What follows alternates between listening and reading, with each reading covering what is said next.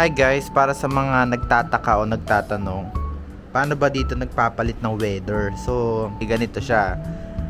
Kung ngayon sobrang init, like nasa 35, 40 degrees, ganyan, magbe-bare months na, ganito na siya. Magsa-sunstorm muna, totally sunstorm, parang ganito, yung nakikita nyo.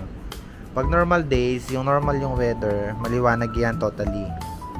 Maganda yung overlooking view mo, clear as in nakikita mo yung mga building doon sa malalayo. May mga building dyan, nandun yung hotel, nandun yung Ritz-Carlton Hotel. Yan, may mga building dyan. As in total clear. Pero ngayon, kung nakikita nyo, malabo na siya. So as in parang may gray ganun. Sunstorm yon.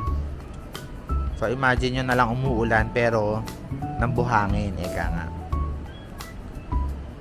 Ganyan siya. So, pag naganyan na, ibig sabihin, may tendency na bumaba na yung weather. And then, yun lang, unti-unti mararamdaman mo na mawawala na yung humidity, yung malagkit, yung mainit, mawawala na yung konti-konti. Natatandaan nyo, o marirecall nyo yung mga previous na mga ini-story ko.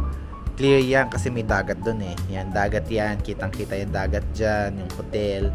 As in crystal clear. So ngayon may sandstorm kaya hindi siya visible. Pagtungtong ng September, sana bumaba na tuluyan yung weather para malamig na ulit. So yun lang guys, yun yung palatandaan dito kung kailan lalamig o kung kailan iinit yung panahon. After ng sandstorm, pagkat umulan na, yung ulan nila dito nangyayari lang once in a while, like 2 beses lang sa isang taon. Palatandaan lang din yan na magpapalit ng weather.